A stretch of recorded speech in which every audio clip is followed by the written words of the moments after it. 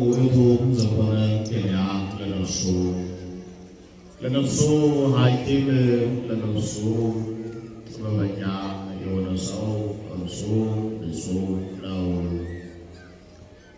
ጾመ ድጓ ዘቅዱስ ያሬድ ዘገብርኤል ዕለተ ሰንበት እንደ አምላካችን እንደ እግዚአብሔር ቅዱስ ፈቃድ የምንማማርበት የትምህርታችን ርዕስ የሚሆነው የኃይለ ቃል ነው።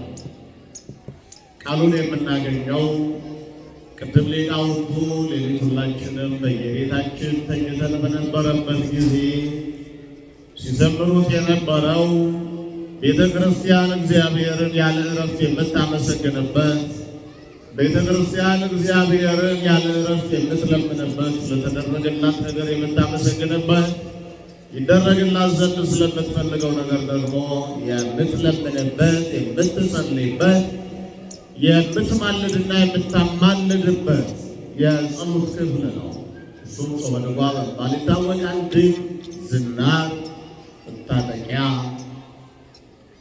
ወይም ቀበቶ በመባል ይታወቃል። ቤተክርስቲያን በጾም ወቅት ሰው ጾም ሲጾም ሰውነቱ ይደክማል።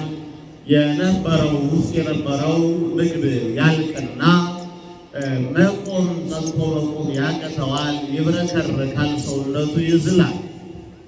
ስለዚህ ይህ ድካም እየተሰማው መቆም የሚያቅተው የሰው ልጅ ጠንከር ብሎ እንዲቆም ሴቶቹ መቀነት የሚባል አላቸው።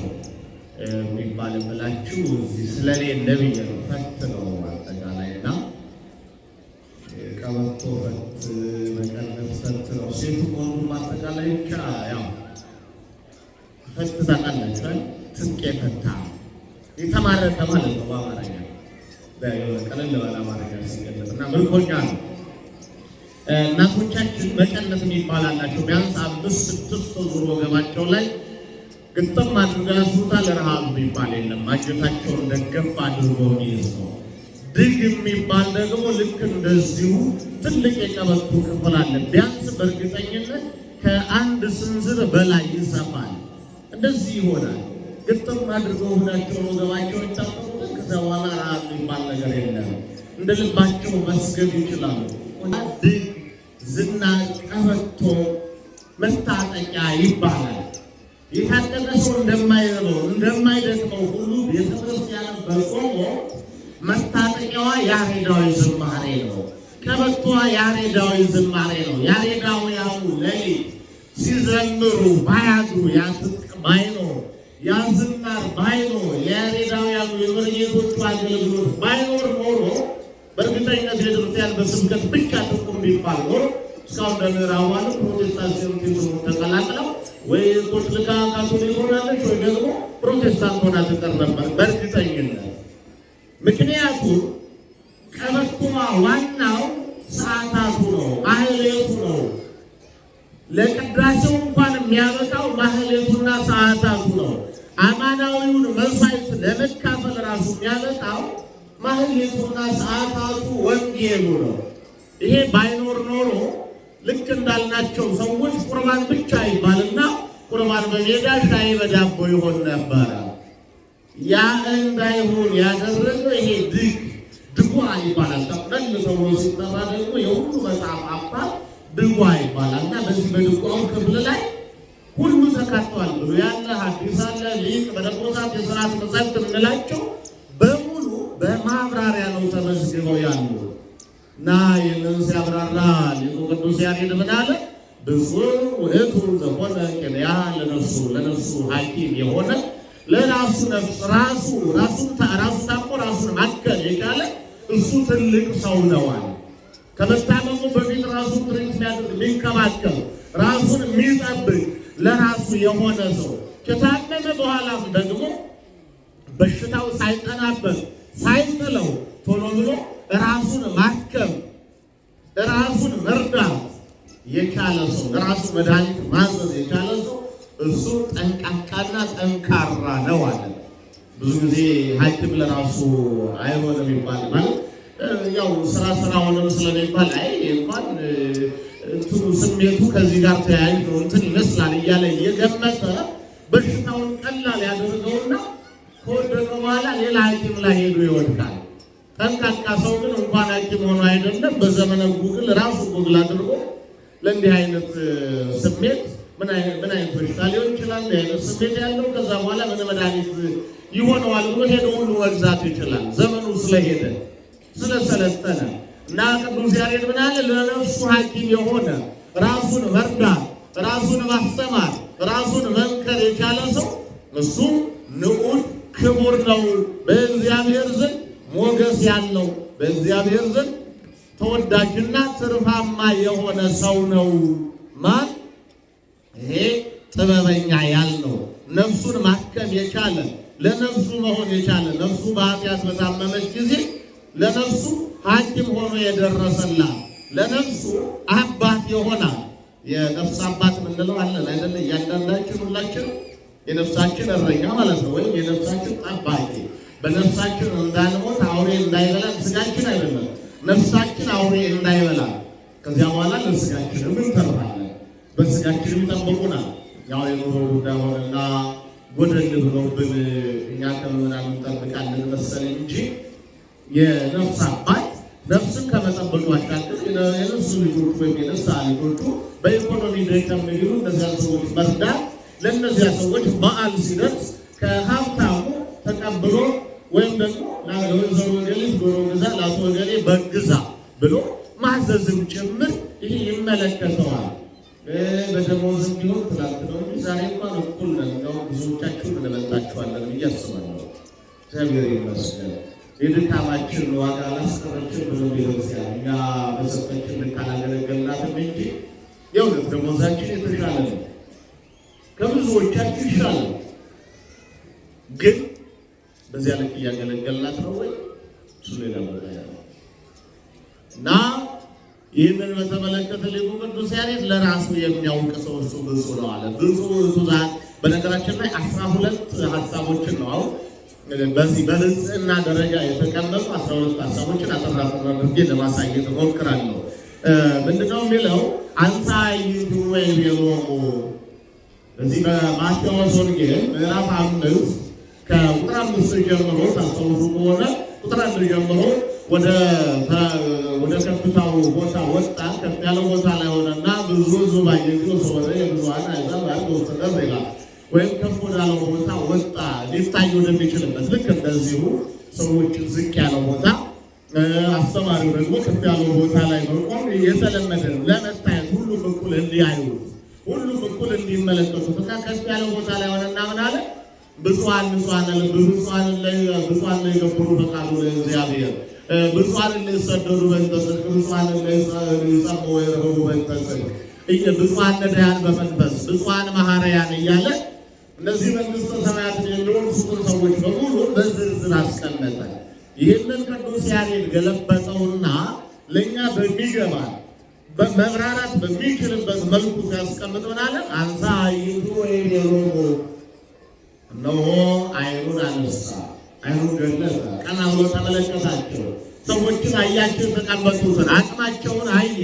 በምን ልክ ሊነገራቸው እንደሚገባ በምን ልክ መማር እንዳለባቸው ምን ቢነገራቸው ምን ያህል የመስዋዕት አቅም እንዳላቸው አየ ይላል። ያ ማለት አስተማሪ ብዙ ሲያስተምር የተቀመጡትን ሰዎች ምን አይነት ሰዎች ናቸው፣ በምን አይነት መልኩ ቢነገራቸው ይረዱኛል፣ በምን አይነት መልኩ ማብራራላቸው ቶሎ ይገባቸዋል ብሎ ሰዎችን መረዳት እንዳለበት ለማሳየት እንጂ ኢየሱስ ክርስቶስ የተሰበሰበው ሰው ምን ያህል ይሆን እነማን ይሆኑ ብሎ አይደለም። ያውቃቸዋል። ገና ሳይፈጥራቸው በምን ቀን የት ተሰብስበው እንደሚያስተምራቸው ሁሉ ያውቃል። ለሱ አይደለም ግን እዚህ ነው ኢየሱስ ክርስቶስ የመጣበት ትልቁ መሰረታዊ ዓላማ አንዱ ለማዳን ነው፣ ሌላው ለማስተማር ነው። በተግባርም በቃልም ያድናል፣ ያስተምራል። ስለዚህ ይህንን በተግባር ነው ተግባራዊ ትምህርት ሊያስተምር በወደደበት ጊዜ አይኑን ገለጠ፣ ከፍ ያለ ቦታ ላይ ሆነና አያቸው። ቀና ብሎ አይቶ ምን አላቸው? ብፁዓን እሙንቱ አበዊነ እስመ ሎሙ መንግሥተ ሰማያት። እነዚህ አባቶቻችን በሙሉ ብፁዓን ንዑዳን ክቡራን በእግዚአብሔር ዘንድ የተወደዱ ናቸው አላቸው። ከዚያስ ለእነርሱ መንግሥተ ሰማያት ተዘጋጅታላቸዋለች። እነዚህ ብፁዓን፣ እነዚህ ንዑዳን፣ እነዚህ ክቡራን የተባሉት በሙሉ መንግሥተ ሰማያት የነርሱ ናትና እነርሱ በእግዚአብሔር ዘንድ የተወደዱ ትርፋማዎች ናቸው አላቸው ይላል። ከዚያ የትኞቹ አባቶቻችን ሲባል ደግሞ በዝርዝር ማብራራት ጀመረ። ዝርዝሩ ብፁዕ ለምሳሌ አለ ለነፍሱ ሐኪም የሆነ ጉድለቱን የሚያውቅ ሲበድል ሲያጠፋ አይምሮ የሚወቅሰው የራሱ የሆነ አይምሮ ያለው የራሱ የሆነ ሕሊና ያለው የራሱ የሆነ ማስተዋል ያለው የራሱ ዓይን የራሱ ጆሮ የራሱ ልብ ያለው ሰው ሰዎችን ሲነግሩት የማይጠብቅ ካለፈ ደግሞ ካቃተው ሲነገረው የሚሰማ አሁን ሲነገረው የማይሰማ የራሱን ጆሮ የማይሰማለት ሲያሳዩት የማያይ የራሱን ጆሮ የማያይ የራሱን ዓይን የማያይለት ብዙ አለ። እግዚአብሔር ይሄ ነው ተብሎ ተነግሮ እግዚአብሔር ወልድ ኢየሱስ ክርስቶስ ይሄ ነው ብለን ነግረነው ግን በግልባቸው የሚኖር አለ። ይሄ ኃጢአት ነው፣ መግደል ኃጢአት ነው፣ መስረቅ ኃጢአት ነው፣ ዘረኝነት ኃጢአት ነው፣ መዋሸት ኃጢአት ነው። ኃጢአት ማለት ደግሞ እግዚአብሔርን ማጣት፣ በረከት ማጣት፣ ሰላም ማጣት፣ ጤና ማጣት ማለት ነው ብለን ነግረነው ግን ወዲያውኑ ዘረኛ የሚሆን ያ ብቻ አይደለም። ሲያብራራ ቆይቶ ራሱ መልሶ ዘረኛ የሚሆን ራሱ መልሶ ሌባ የሚሆን ራሱ መልሶ ሰካራምና ውድና ማመንዝራ የሚሆን ይህ በሽተኛ ነው። ከዚህ ነፃ የሆነ የራሱ ዓይን ያለው ራሱን የሚያይ ራሱን ያሸነፈ ሰው በዘመን በዚህ በፍልስፍናው ዓለም ስልጡን የሚባለው አለ ወይም ደግሞ ትልቅ የሚባል ሰው በመጀመሪያ ራሱን ያስተማረ ራሱን ያሰለጠነ ራሱን የለወጠ ሰው ነው። እናም አለ እኔ ለሀገሬ እቆምላታለሁ፣ እኔ ሀገሬን እለውጣለሁ፣ እኔ ለትዳሬ እቆማለሁ፣ እኔ ለልጆቼ ጠበቃ እሆናለሁ ብሎ መናገር ራሱ ስህተት ነው አለ። እኔ መጀመሪያ ራሴን ለራሴ እቆምለታለሁ፣ ራሴን አሸንፋለሁ፣ ራሴን እለውጣለሁ ነው ይባላል። ራሳችን ከለወጥን ሌላውን መለወጥ ስለማይከብድ አሁን ብዙ ጊዜ ራሳችንን ሳንመራ ሌላውን ለመምራት ንስሐ ሳንገባ ንስሐ ለማስገባት ሳንቆርብ አኩረን ስለምንደክም እኮ አሁን እናቶቻችን እኮ ባለ ያለ ዋናው ባዶ የሆነባችሁ ለምን ይመስላችኋል? ዘንቢል ሙሉ ብር ይዛችሁ ሄዳችሁ በፌስታል ይዛችሁ ብትወጡት ለምን ይመስላችኋል? ሳታምኑ የሚያምኑ ልጆች እንዲኖሯችሁ ትፈልጋላችሁ። ሳትቆርቡ የሚቆርቡ ልጆች እንዲኖሯችሁ ትፈልጋላችሁ። ስገባ እያዩ ነበር ስታደረሰሩ በዚህና በዚህኛው በኩል ቆራቢ ሕፃናቱ ጥሩ እኮ ነው፣ ይጠቅማቸዋል። ግን ለእናንተ ሳያስፈልጋችሁ መብላት የለባችሁ። እንጀራ አትበሉ፣ በቤት ሄዳችሁ ቡና አትጠጡ፣ ሻይ አትጠጡ፣ ውሃ አትጠጡ። እና ታዲያ ልጅ እያላችሁ የቆረባችሁት ይበቃል። ከዚያ በኋላ አልዋሻችሁም፣ አልሰረቃችሁም፣ አልሰከራችሁም፣ አላመነዘራችሁም፣ ቢያንስ በሀሳብ አልሰከራችሁም፣ በዘረኝነት አልሰከራችሁም። ታዲያ እናቶቻችን የልጆቹ መቆረብ ብቻ ምን ይጠቅማል ብላችሁ ታስባላችሁ? አባቶች የልጆቹ መቆረብ የሕፃናቱ መቆረብ ብቻ ምን ያደርጋል? አሁን እነሱ በብዙ ነገር ይጠብቃቸዋል። ከኃጢአት አይደለም ይጠብቃቸዋል፣ ኃጢአትማ ገና ናቸው። ግን ከተለያየ ሰይጣን ተንኮል ይጠብቃቸዋል፣ ከደዌ ይጠብቃቸዋል፣ ከክፉ ነገር በሙሉ ይጠብቃቸዋል። እናንተ ዛሬ ያስፈልጋችሁ። እናንተ ሰይጣን አይነታችሁ ጀግና ናችሁ። ባለ ጊዜ ስለሆናችሁ ሰይጣን አይቀርባችሁ ይሁን፣ ባለ ሀብት ስለሆናችሁ፣ ባለስልጣን ስለሆናችሁ፣ ወጣት ስለሆናችሁ ሰይጣን አይነታችሁ አይደል? ካናቱ ቅዳሴ ተረኛ ካልሆነ ላቆር ይችላል። አብዛኛው በዚያ ወረዳ ላይ ለቤተክርስቲያን ተጠናውቷል። በሰማሩ በጌቶቹ ግዴታ ቅዳሴ ካልተገባ አንቆር ማለት ነው። ይሄ እኮ ውርደት እኮ ነው። ይሄ ሞት እኮ ነው። ራስን ማየት አለመቻል፣ ለነፍስ መድረስ አለመቻል፣ ራስን ማከም አለመቻል፣ መድኃኒቱ እያለ እጃችን ላይ ቁጥሮ ሁሉን ነገር ማጣት። ለምሳሌ ልክ እንደ ኢትዮጵያውያን አንደኛ እህሉ፣ ጤፉ፣ ስንዴው፣ ባቄላው ሁሉ ነገራችን እየተመረተ ግን ረሀብተኞች፣ ግን ስደተኞች መሬቱ በስህተት እንኳን እዚህ ሲሚንቶ ላይ እርግጠኛ ነኝ እዚህ እንኳን ብንጥል ደለል የሚያመጣው አፈር ያበቅለዋል እንኳን መሬቱ ነው። ግን ይህን የመሰለ መሬት እያለ ረሀብተኞች የተቀቀለ ስንዴ በድንኳን ከምታመርት ሀገር ላይ እርዳታ ይመጣለን። ምናሳዝን ሰዎች ይቆረጡ። ልክ እንደዚያ እኛው ቀድሰን እኛው ሰብከን እኛው አዘጋጅተን ግን ሕፃናት በልተው እኛችን እንሄዳለን። ትንሽ ያሳቅቃል። እናስብበት ለማለት ነው። ለማንኛውም ለነፍሱ በጎ ስራ በመስራት ሐኪም የሆነ ለነፍሱ በጎ ትምህርትን በማስተማር ለነፍሱ መልካም አርአያ በመሆን ነፍሱ መልካም ሆና ለሌሎች መልካም ትምህርት ማስተማር እንድትችል የሆነ ሰው እሱ ንዑድ ክቡር ነው ይልና ብፁዕ ውእቱ ዘአታተ ርእሶ ይላል።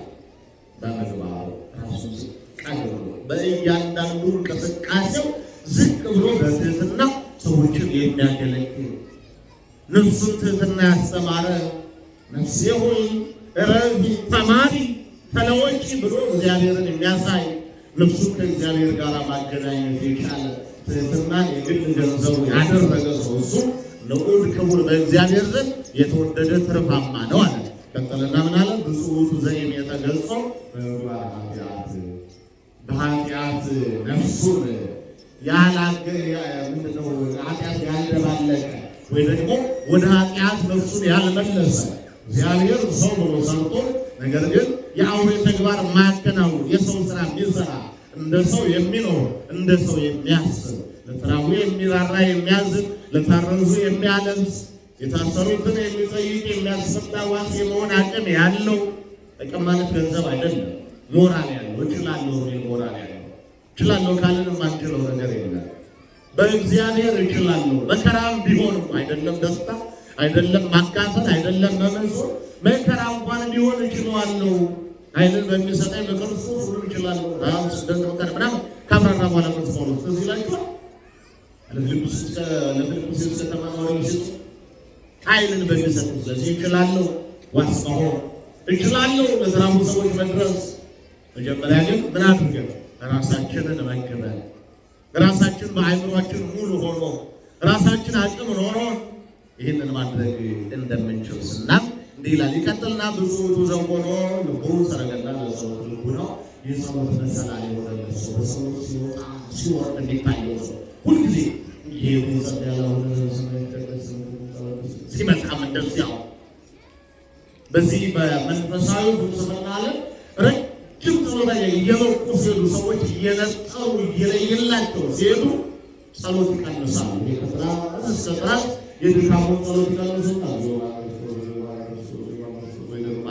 ልክ አስማረኝ እያሉ ጸልዩ እንደነበረው እንደነዚያ ቅዱስ አባት ማለት ነው። በዘመናዊ ትምህርት እንደዚያ ነው። ዲፕሎም ስንማር መዓት የኮርስ አይነት አለ። ዲግሪ ስንማር በጣም ብዙ የኮርስ አይነት አለ እያለ ይሄንና ማስተር ማድረግ እንጀምራለን። የሆነ ትምህርት እንጀምራለን። ፒኤችዲ ሲሆን ደግሞ ማስተርስ ከተማርናት ደግሞ ተቀንሳ የሆነች ክፍል ብቻ ለምሳሌ ከአንገት በላይ ከሆነ ስንማር የነበረው ስለ ጥርስ ብቻ እናጠናለን። ስለ ጥርስ ብቻ ሲጠና ቆይቶ ጥርስ ደግሞ የውጭ ግላሱ መስታወቱን ክፍልና የውስጡን ክፍል ተብሎ ደግሞ ለብቻ ይጠናል። ሰው እየረቀቀ ከፍ እያለ ሲሄድ እንዲህ ነው የሚኮነው። እየረቀቀ በሌላ መንገድ እየሰፋ ነው። ግን አጥርቶ የማየት አቅም ይኖረዋል። ይህ ማጣራት ሳያጣሩ ማውራት የለም። ሳያጣሩ መማር የለም። ሳያጣሩ መብላት የለም። ያኛው እንደ ኑሮው እንደ ማህበረሰቡ ለመኖር ይበላል። ለጤና ሲባል ግን ይመረጥና ብለድ ታይፕ የሚባል የደም አይነት ይጠናና በደም አይነት ልክ ይበላል አይደል? አቅም ሲኖር ኢኮኖሚ ሲገጥ ልክ እንደዚያ ማለት ነው። አቅም ሲፈቅድ የነፍስ አቅም ሲፈቅድ እንዲህ ነው። ይህ ልቡ ለጸሎት መመላለሻ ይሆናል። በቃ ሌላ ነገር አይታየውም። እየሰራ ጸሎት ነው። ሰዎች እንዲያስተናገዱ ውስጡ ይጸልያል። አቤት ጌታው ይቅር በለኝ ይላል። በእያንዳንዱ ሕይወቱ እንደጥላ ብፁዕ ውእቱ ዘአዕረገ ስብሐቱ ወሰብሐ ምስጋናው ወደ ሰማያት ማሳረግ የቻለ ጸሎቱ፣ ምስጋናው፣ ልመናው በእግዚአብሔር ፊት መድረስ የቻለለት ሰው እሱ ርሱ ነው አለ።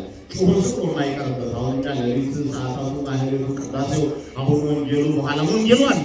ይህ ሁሉ ጩኸት ግን የሚገርማችሁ ዛሬ ደረሰ ለውጥ የለም። ሞቱ ብዙ ነው፣ ረሃቡ ብዙ ነው፣ መተላለቁ፣ ዘረኝነቱ፣ ሙስናው እንደውም የተመቀረሱ ሙስናው ሰፋ ብሏል። ጉቦ መገዳደሉ፣ ሰው መሸጡ በጣም ሰፋ ብሏል። ይገርማቸዋል። ስለዚህ ጸሎታችን ወደ ስራ ያላረገም ማለት ነው። መንበረ ጸባዖት መድረስ አልቻለም።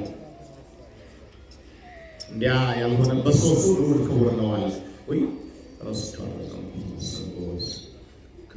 ያለው ደግሞ ዝማሬ ማለበሰ ሊቆየናል